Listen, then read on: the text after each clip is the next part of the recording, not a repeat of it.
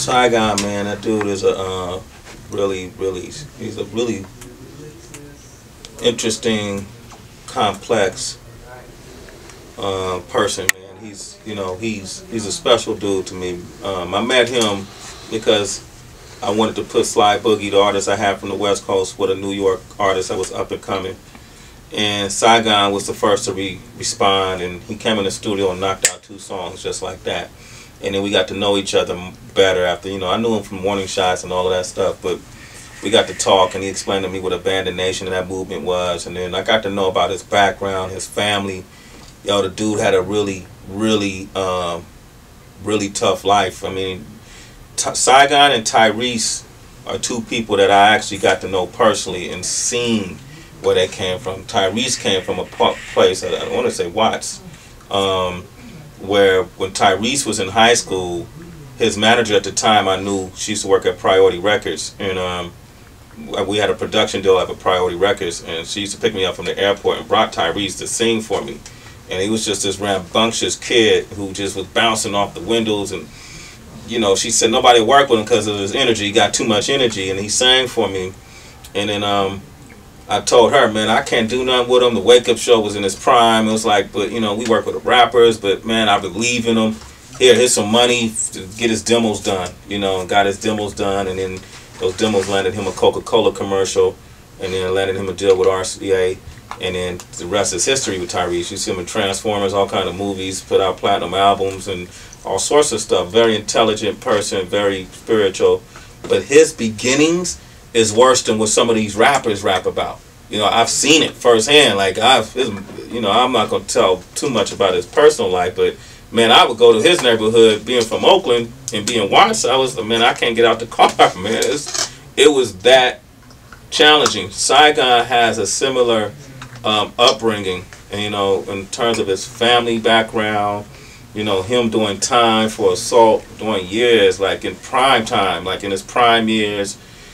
Coming out, getting into this rap game, which is dysfunctional as it is. Rap game is very dysfunctional. The mentality, the general base mentality is very dysfunctional. Fame, money, all these things that a lot of these artists chase makes them very dysfunctional. They'll do and say anything to get ahead. And Saigon, being in a pit of vipers is what I call it, is, he fell victim to a lot of it, and he had a big chance, and he had a lot of hype on him and a lot of momentum, and him and I stayed friends, and I even then chose not to work with him, just be his friend, and it all fell off when he started going through his label problems, his beefs, from Joe Budden to Prodigy to all these different dudes who I know and respect, and I just couldn't be a part of it. And when he approached me about 1.5 years ago, I said, look, man, this is, the time you're going to learn the most is right now, because you ain't got nobody calling you. Man, people say you're irrelevant. They say you a has-been, your time has came and left and all of these things, but your first album never even came out. So, and most of those people who saying it is dudes who work in the industry. I can relate to that, because these same people said the same shit about me and Tech back in 1998, 99 when we left the beat.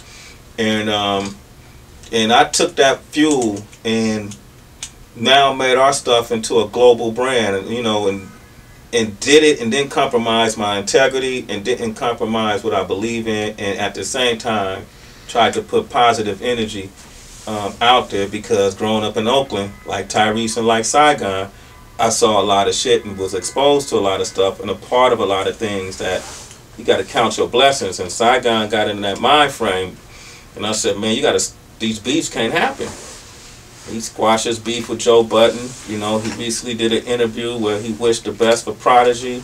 He had something a little bit possibly with Lil C's. I got them 2 on the phone. It's like, man, cut that shit out. That's dysfunctional. But he didn't do it because I asked him. He just did it because that's where he is in his career, and everything he's wanted is starting to happen now. Videos, just did the Monique show, got 4.5 mics in the Source. Album came out, he had a great debut week for an independent project. He got tours happening, so on and so forth. So to answer your question, yeah, I saw a lot of parallels in Saigon and what Tech and I went through, and I'm always for the underdog.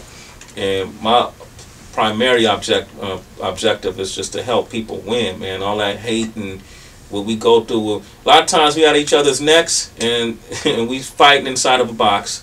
Nobody outside of that box really give a damn, and all we hurt is ourselves. So that may sound real cliche, but I believe in universal law. What you put in, you get back. And when you put in good, you get back good. And so that's worked for me since we hit, man, when we hit our brick wall, I didn't know what was going to happen with me and tech in this business, man. We didn't have, man, we were living check to check. Every 2 weeks, it's like, damn, you know, we acquired some things. And so I'm always humble, and I'm always around. I try to be as humble as possible, and I try to be around humble people.